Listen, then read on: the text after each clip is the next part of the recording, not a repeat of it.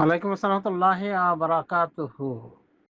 জি, রাসূল সাল্লাল্লাহু আলাইহি ওয়াসাল্লামের কবরে সালাম পৌঁছানোর দায়িত্ব দেওয়া কাউকে, এটা হতবুদ্ধিতা ছাড়া আর কিছু নয়। কারণ ও একটা মানুষ, ও ভুলেও যেতে পারে, মনেও রাখতে পারে, ভুলেও যেতে পারে। তারপরে তার সালামটা ওইভাবে পৌঁছালে কত দেরি হবে, সে তুলনায় ফেরেশতা দিয়ে যদি আল্লাহ সালাম পৌঁছায় থাকেন সেটা আরো ভালো না?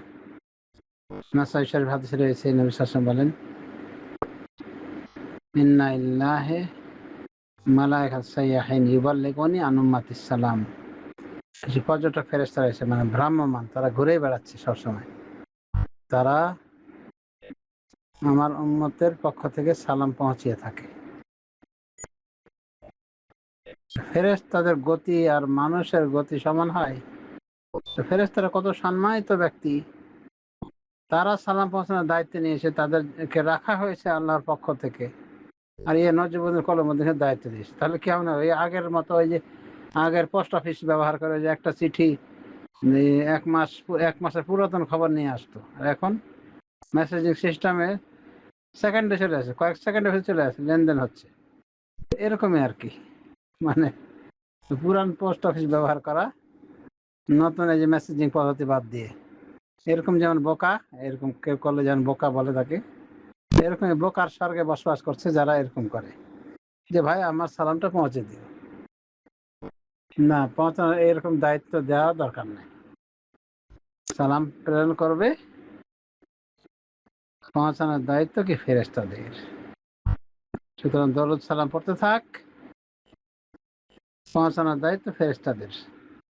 তারা আরো দ্রুত গতিতে পৌঁছে দেবে এবং তারা ভুল করে না আল্লাহর আদেশ নিষেধের। আল্লাহ যা আদেশ করে সেটাই তারা শিরোধার্য করেন।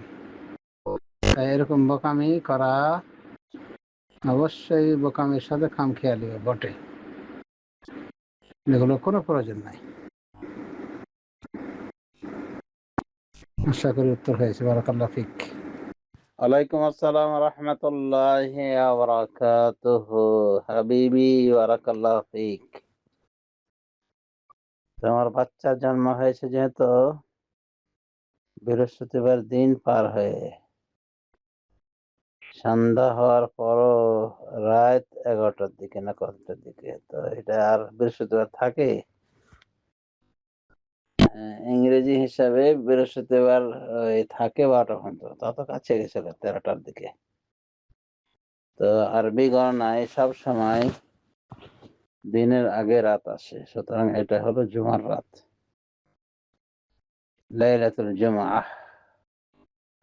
তার মানে জুমা যে তারিখ, ওই তারিখটাই এখানে বসবে।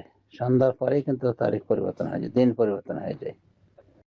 তার মানে হলো তোমার বাচ্চার জন্ম হয়েছে জুমার দিনে, জুমার রাতে হয়েছে। সে হিসাবে আগামী বৃহস্পতিবার তোমার বাচ্চার আকিকার তারিখ, বুঝলে? 7 দিন পরে, 7 দিন পরে। এটা কায়দা মনে রাখবে যে সন্ধ্যার পরে হয়ে গেলে, সূর্য ডুবে গেলেই ওটা আর ওই দিনের সূর্য না, ওই দিনের চাঁদ না, এটা আর এক দিনের আবির্ভাব, আর এক দিনের রাতের আবির্ভাব আরবি গণনায় অনুযায়ী। আর ইংরেজি গণনায় 12টার পর। তো ইংরেজি গণনা এখানে কাম্য নয়, ধর্তব্য নয়। আরবিতে মুসলমানদের সমস্ত ইবাদত বন্দেগী চন্দ্র মাস হিসাব অনুযায়ী। নামাজটা অবশ্য সূর্যের সাথে সম্পৃক্ত, কিন্তু তারপরেও অন্যান্য যে সমস্ত সৃজনাল ইবাদত, এগুলি বেশিরভাগ সাদের সাথে সম্পৃক্ত, যেমন সিয়াম পালন করা, আকিকা সহ যত রকম ইবাদত রয়েছে, হজ, এগুলো সব চন্দ্র মাসের হিসাবে। সোজা কথা, তোমার আকিকার ডেট সামনে বৃহস্পতিবার। জন্ম হয়েছে শুক্রবার বলে মনে করে নিতে হবে। শুক্রবার রাতে, লাইলাতুল জুমা, জুমার রাতে। ওকে, আল্লাহ তোমার এই সন্তানকে নেককার আদর্শ সন্তান বানিয়ে দিন, পিতা মাতার চক্ষু শীতলকারী করে দিন, আমিন। ওয়ালাইকুম আসসালাম রহমতুল্লাহি ওয়া বারাকাতুহু। জি ইসমাইল ভাই, বারাকাল্লাহ ফিক। ফরজ গোসলের জন্য যখন তায়াম্মুম করবেন ওটাই যথেষ্ট আপনার নামাজের জন্য। এটা নিয়াত করে নেবেন যে এই গোসল দিয়ে আমি নামাজে পড়বো, ঠিক আছে? যথেষ্ট ইনশাআল্লাহ। কারণ আল্লাহ বলছেন সূরা মাইদার 6 নম্বর আয়াতে, 6 না 5 গলিয়ে গেছে, ওয়াইন কুনতুম জুনুবান ফাত্তাহহারু, যেহেতু আমরা জনবি থাকো, মানে নাপাকিতে লিপ্ত থাকো, বড় নাপাকিতে লিপ্ত থাকো, ফাত্তাহহারু, তাহলে গোসল দিয়ে পাক পবিত্র হয়ে যাও, গোসল করে পাক পবিত্র হয়ে যাও। এখানে আল্লাহ ওজুর কথা বলেননি, মানে বড় গোসলে, বড় ফরজের গোসলের জন্যে, ফরজ গোসল ফরজ হয়ে থাকলে ওটার জন্য শুধু গোসল করলেই যথেষ্ট, অজু লাগে না। তবে অজু করাটা সুন্নাহ, নবী সাল্লাল্লাহু আলাইহি ওয়াসাল্লাম অজুও করতেন ফরজ গোসলের ক্ষেত্রে। তো আপনি যদি অজু করেন ফরজ গোসলের পূর্বে, এরপরে গোসল করেন, তো আরো ভালো করলেন। তাছাড়া ফরজ গোসল করলেই কিন্তু ওই গোসল দিয়ে আপনি নামাজ পড়তে পারবেন, শুধু নিয়ত একটু শরীক রাখবেন যে আমি এগুলো করবো এই গোসল দিয়ে। আর এমনি যখন আপনার পানির অনুপস্থিতি বা পানি ব্যবহারের সমস্যা, অর্থাৎ অজুর বিকল্প হিসেবে আপনি তায়াম্মুম করবেন, তখন সে অনুযায়ী আপনার তায়াম্মুম হবে, আমার নিয়ত হবে নির্ভরশীল। আশা করি বুঝতে পারছেন। তার মানে ফরজ গোসল যখন হবে তখন আপনার ওই ফরজ গোসলটাই যথেষ্ট, তার জন্য আপনার ওই তায়াম্মুমটাই যথেষ্ট। একবার গোসলের তায়াম্মুম, একবার অজুর তায়াম্মুম এরকম লাগবে না, ঠিক আছে? আশা করি বুঝতে পেরেছেন। বারাকাল্লাহ ফিক। ওয়ালাইকুম আসসালাম রহমতুল্লাহি ওয়া বারাকাতুহু। জি, আপনার ভয়েস মেসেজগুলি শুনলাম। তো আপনি আপনার স্বামীকে অনেক ভালোবাসেন, এটাই প্রমাণ হলো। তবে দোয়ায় যদি এইভাবে বলেন যে আপনার স্বামী যেন আর একটা বিয়ে না করে, এই জন্য আল্লাহর নিকটে আকুতি নিবেদন করেন, দোয়া আরাধনা করেন। তো হয়তো আপনি এটা করলেন, কিন্তু আল্লাহর নিকটে কিন্তু এটা অপছন্দনীয় কিছু না, বরং আল্লাহই পারমিশন দিয়েছেন।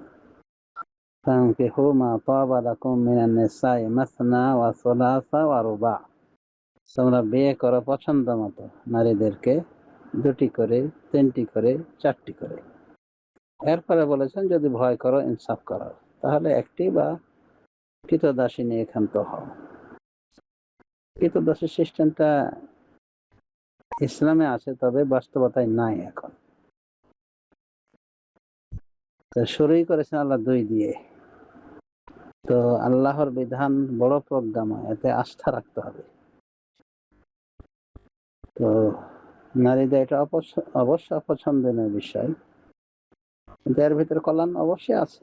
আজ নারীদের সংখ্যা 1 কোটি ছাড়িয়ে গিয়েছে, বেশি, যাদের কোনো মানে স্বামী নেই। আল্লাহ ওদেরকে সৃষ্টি করেছে এরকম যে তারা জন্মগতভাবে বেশি সংখ্যায়, আবার অনেক বিধবা আছে, তালাকপ্রাপ্তা আছে। তো সব মিলে ইসলামী শরীয়ত প্রজ্ঞাময় শরীয়ত, কারো মুসিবত তো কারো নেয়ামত। তো সেই হিসেবে আল্লাহ এটা ধার্য করেছেন, এবং এটা আল্লাহর এটা পছন্দনীয় বিষয়, যেমন নবী রাসূলগণ সালাফে সালেহিনগণ করেছেন। আর বলা যেতে পারে সংসদের নারীদের জন্য একটা পরীক্ষা, বিশেষ করে যে নারীরা সেন্সিটিভ অনেক। তবে শরীয়ত হিসেবে অবশ্যই মেনে নিতে হবে। কোন নারী যদি শরীয়ত হিসেবে এটাকে ঘৃণা করে তো ঈমান চলে যাবে। হ্যাঁ, তবিয়তগত ভাবে খারাপ লাগতেই পারে, তো সেই তবিয়ত গতভাবে খারাপ লাগা থেকে হয়তো আপনি দোয়া করতে পারেন যে আল্লাহ আমাকে এই পরীক্ষায় ফেলিয়েন না। বাকি থাকবে তাকদীরের বিষয়টি। তাকদীরে মুবরামে যদি লিখে দেওয়া হয় আপনার যে সতীন হবে, তাহলে সতীন হতেই হবে, অবশ্যই হবে, এর কোনো কনসিডার নাই। আর যদি এমন থাকে যে আপনার স্বামী বিয়ে করতে চাইবে, করবেই, সে লেখা আছে, কিন্তু আবার লেখা আছে যদি স্ত্রী দোয়া করে তাহলে বিরত হয়ে যাবে। যদি তাকদীরে লেখা থাকে, মানে তাকদীর মুআল্লাক হিসেবে জ্বলন্ত তাকদীর, যে স্ত্রী দোয়া করলে স্বামী বিয়ে করবে না, বিমুখ হয়ে যাবে বিয়ে থেকে, দ্বিতীয় বিয়ে থেকে, তখন কিন্তু আর বিয়ে করতে পারবে না। তো আপনি দোয়া করতে পারেন, কিন্তু অতিরিক্ত সেন্সিটিভ হবে না, কারণ এটা ইসলামী শরিয়ার বিষয়। এবং শুধু নিজের স্বার্থ দেখলে হবে না, দেখতে হবে আরো অন্যান্য বন্ধের স্বার্থ। এবং আজকাল এতটাই মেন্টালিটি খারাপ হয়েছে অনেক মহিলার, যে স্বামীর পরকীয়া মানছে কিন্তু হালাল ভাবে আর একটা বিয়ে করে এটা মানতে পারে না। কেন এটা হবে? মা আয়েশা রাদিয়াল্লাহু আনহা কি রাসূল সাল্লাল্লাহু আলাইহি ওয়াসাল্লাম কম ভালোবাসতেন? অনেক ভালোবাসতেন। তারপরে তো উনি তার পরবর্তী বিয়েগুলোকে অপছন্দ করে কিছু বলেননি, নেগেটিভ কোনো কথাই বলেননি, স্বামীকে ভালোবাসা দিতেই থেকেছেন। তো কথা হলো যে যেখানে ধর্মের শিক্ষা কম হয়, আবেগে সেখানে পেট ভরে যায়। আমাদের বন্ধের মানে একটা সমস্যা যে তারা অতিরিক্ত চিন্তা টেনশন করে এসব নিয়ে। তো আল্লাহ রাব্বুল আলামিন সংবিধিবদ্ধ করেছেন, সেই হিসাবে হয়তো তাদেরকে ধৈর্যও দিবেন। এবং এমনও তো হতে পারে যে একটাই স্বামী, মানে সতীন নাই, সিঙ্গেল আছে, তারপর স্বামী নির্যাতনের শিকার, দিন রাত আগুন দিয়ে পুড়িয়ে মারছে, আগুনে ছ্যাঁকা দিচ্ছে, মানে কোন রকম জানে বেঁচে আছে, জানটাও শেষ করেছে ফাঁসি দিয়ে, এরকম আছে না? সে তুলনায় একটা সুপুরুষ বিয়ে করেছে হয়তো আর একটা, কিন্তু তাকে কোনো কষ্ট দেয়নি, তাকে নিয়ে আসে, তার দ্বিতীয় স্ত্রী নিয়ে আসে, তৃতীয় স্ত্রীকে নিয়ে আসে। তো সমস্যা কোথায়? স্বামী জুলুম করতে পারে সিঙ্গেল থাকতেও, আবার এমনও হতে পারে যে স্বামী সিঙ্গেল নয়, তার ওই আল্লাহ যতটি অথরিটি দিয়েছেন এবং অ্যাবিলিটি আছে, তার চারটায় বিয়ে করেছে, তারপরে সুখে থাকতে পারে যদি শরীয়তের বিষয়ে উদার হয়ে থাকে পরিবার, তার স্ত্রী। তো এগুলো আমরা অনেক সময় সংকীর্ণ চিন্তায় দেখে থাকি যে আমার স্বামী আরেকজন বিয়ে করবে। তো প্রত্যেক স্বামীর ভিতরে আল্লাহ চারটাই সিট রেখেছেন, তার মানে যারা আসবে তারা অধিকার নিয়ে আসবে, তারা তাদের সিটেই বসবে। সেই জন্য হাদিসে এসেছে যে কোন নারী যেন আরেকজনকে বিয়ে করতে চাইলে তার তালাক শর্ত না করে, পূর্বের স্ত্রীর তালাক শর্ত না করে, কারণ তার ভাগ্যে যা আছে ওর ভাগ্য তাই আছে। মানে পরের কোন স্ত্রী যেন আগের স্ত্রীর তালাক শর্ত না করে বিয়েতে বসার ক্ষেত্রে। তো যাই হোক, ধর্মের দৃষ্টিকোণ থেকে আমি বিষয়টা বললাম, যদিও আমিও জানি যে স্ত্রীদের নিকটে, অনেকের নিকটে এটা অপ্রিয় বিষয়, খারাপ লাগবে স্বামী দ্বিতীয় সংসার করে, এবং অনেক স্বামী জুলুমের আশ্রয় নেয়, দ্বিতীয় বিয়ে করে প্রথম স্ত্রীকে পরিত্যাগ করে ফেলে, এমনকি স্বামী থাকতে না থাকার মতো। আবার কোন কোন সময় দ্বিতীয় স্ত্রীকে আদর করে না, বেশি সম্মান দেয় না, বড় স্ত্রীর প্রতি মানে বেশিটা ঝুঁকে থাকে, যার ফলে ছোট স্ত্রীটা মানে নরকের বসবাস করে। তো এমনটা হওয়া উচিত না, যারা এমন করবে তারা যেন বিয়ে করার সঙ্গত নয়। ইনসাফ করতে পারবে যারা, তাদের জন্য এটা বৈধ রাখা হয়েছে। সুতরাং আপনার স্বামী যদি ইনসাফ করতে পারে, তাহলে তার বিয়ে যদি সে করতে চায় করতে পারবে, হয়তো আল্লাহ তাকে তৌফিক দিবেন। আর যদি ইনসাফ না করতে পারে, আপনি দোয়া এটা বলতে পারেন যে আমার স্বামী যেন দ্বিতীয় স্ত্রী চিন্তা ভাবনা না করে, আর করলে যেন আমার সাথে কোনো জুলুম না করে আল্লাহ। এইভাবে দোয়া আপনি করতে পারেন। তবে তাকদীরের কোনো মিশ নাই। এমনকি দোয়া করলে যে তাকদীরের পরিবর্তন হয়, সেটাও কিন্তু তাকদীরে লেখা। ওই তাকদীরের বাইরে কেউ যাবে না। আশা করি বুঝতে পেরেছেন। আর ধর্মটাকে সর্বোচ্চ প্রাধান্য দিতে হবে। কোন এক আলেমের স্ত্রী, মানে তাকে বলা হয়েছিল মানে যে আপনার স্বামী যে আরেকটা বিয়ে করেছে, তো আপনার কি রিয়াকশন, এই বিষয়ে প্রতিক্রিয়া কি? তখন উনি বলছেন যে আল্লাহ আমার পরীক্ষা নিচ্ছেন। যাতে করে আমি সবর করি নাকি অধৈর্য হই। তো আমার স্বামী বিয়ে করেছে, ইসলামী অনুশাসন ফলো করেছে, তাকে বলার কিছু নাই আমার। আর আমার জন্য আল্লাহ ধৈর্যের পরীক্ষা নিচ্ছেন যে আমি ধৈর্য হয়ে এই ইসলামের নিয়মটা গ্রহণ করতে পারি নাকি পারি না, অধৈর্য হয়ে উল্টো পুল্টো কিছু করি।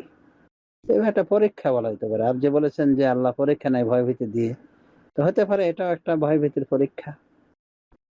যা হোক, আল্লাহ রাব্বুল আলামিনের নিকটে মানে ভালো ফয়সালা আশা করবেন। আপনার যেটা দোয়া সেটা করবেন, ঠিক আছে। তবে তাকদীরে মুবরামে যদি থেকে থাকে আপনার স্বামীর দ্বিতীয় স্ত্রী গ্রহণ, এটা কোনো ক্রমেই ঠেকাতে পারবেন না।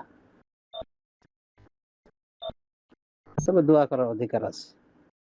আর এসব বিষয়ে বেশি সেনসিটিভ হওয়া অন্যায়, বিশেষ করে যারা দিনের প্র্যাকটিসিং মুসলিমা, কারণ পরিস্থিতি তো দেখতেই পাচ্ছে তার চোখের সামনে। ধন্যবাদ।